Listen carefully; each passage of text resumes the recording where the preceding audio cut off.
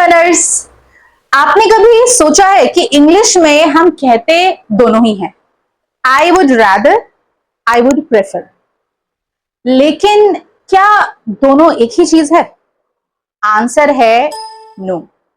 दोनों का मतलब सिमिलर है, लेकिन उसे यूज करने का तरीका अलग है। जी हाँ, आज मैं आपको सिंपल एग्जाम्पल के साथ समझाऊंगी कि डिफरेंस क्या है I would rather and I would prefer में। इस वीडियो में हम इन दोनों ही एक्सप्रेशन के बारे में सब कुछ सीखने वाले हैं। आई बेट यू इस वीडियो को एंड तक देखने के बाद इन दोनों ही एक्सप्रेशन में आपको कभी कोई कंफ्यूजन नहीं आएगी। My name is Smriti and you are watching learn with Smriti. आपसे एक छोटी सी रिक्वेस्ट है, वीडियो को बीच में स्किप करके मत जाइएगा, वीडियो को पूरा जरूर देखिएगा, इससे मुझे भी मोटिवेशन मिलती है एंड आई एम श्योर आपको इंग्लिश के बारे में बहुत अच्छी इंफॉर्मेशन इस वीडियो में मिल सकती है। तो चलिए स्टार्ट करते हैं। सबसे पहले समझते हैं आई वुड रैदर। क्या मतलब है आई वुड रैदर का?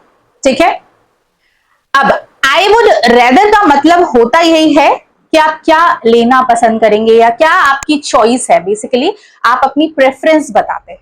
ठीक है, इसका जो स्ट्रक्चर होता है वो बहुत इंपॉर्टेंट है, क्योंकि दोनों एक जैसे लगते हैं तो हम कई बार कंफ्यूज हो जाते हैं। आई would rather and I would prefer. अब आई वुड रैदर के साथ वर्ब की फर्स्ट फॉर्म आएगी दैन। ठीक है, और दैन के बाद भी आपको वर्ब की फर्स्ट फॉर्म ही लगानी है। ठीक है, आई वुड रैदर के बाद कभी भी टू का यूज नहीं करेंगे आप। एग्जाम्पल से चलिए समझते हैं। मैं यहाँ रुकने के बजाय घर जाना पसंद करूंगी। अब यहाँ पे अगेन चॉइस की बात हो रही है, दो एक्शन के कंपैरिजन की बात हो रही है। तो मैं कैसे इस सेंटेंस को आई वुड रैदर यूज करके बनाऊंगी? आई would rather go home then staying here. अब जब यहाँ पर दैन का यूज करते हैं ना, तो ध्यान रखना है THAN वाला दैन यूज करें। कई बार हम दैन और देन में भी कंफ्यूज हो जाते हैं। वो टीवी देखने के बजाय सोना पसंद करेगी। She would rather sleep than watch TV. अब कई बार लोग सेंटेंस में जो आई वुड रैदर के बाद दैन के बाद जो वर्ब आता है ना, उसको ING फॉर्म में लगा देते हैं, विच इज रॉन्ग। समझते हैं आई would prefer. I would prefer again choice बताने के लिए या दो एक्शंस के बीच में कंपैरिजन के लिए ही यूज करते हैं।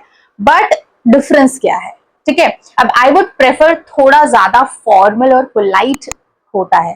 ठीक है, अगर आप एक कैजुअल सेटअप में बैठे हैं तो वहां पर आई वुड रैदर यूज कर सकते हैं। बट अगर आप एक ऐसे सेटअप में है, ऐसे एनवायरमेंट में है जो कैजुअल नहीं है, जो थोड़ा फॉर्मल है, तो वहां पर आप आई वुड प्रेफर का यूज करें। अब इसका स्ट्रक्चर कैसे होगा? आई वुड प्रेफर, ठीक है, नाउन के साथ वर्ब। अब वर्ब के साथ ING फॉर्म भी आएगा। वो कैसे आएगा अभी आप सेंटेंस में आगे देखेंगे। इसके बाद टू लगाना इंपॉर्टेंट है। अगेन नाउन एंड अगर वर्ब है तो जरूरत हो तो ING में हम उसे लगाएंगे। कैसे? मैं कॉफी के बजाय चाय पसंद करूंगी। I would prefer tea to coffee. ठीक है, प्रेफर के बाद आप टू जरूर लगाएं।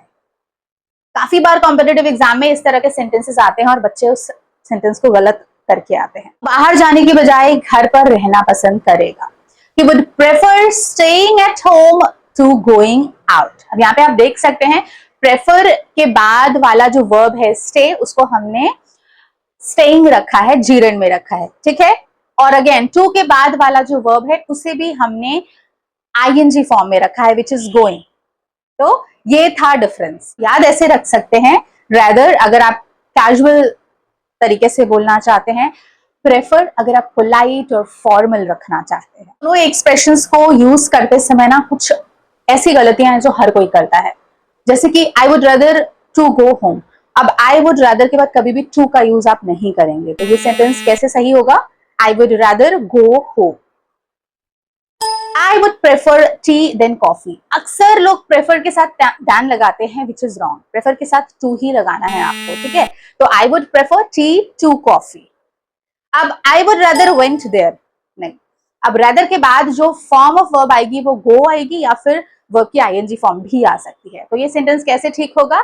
आई वुड रैदर गो देयर। तो ये था difference I would prefer and I would rather. कैसी लगी ये वीडियो जरूर बताइएगा और वीडियो को लाइक शेयर सब्सक्राइब करके जाइएगा। Till then keep learning, keep improving.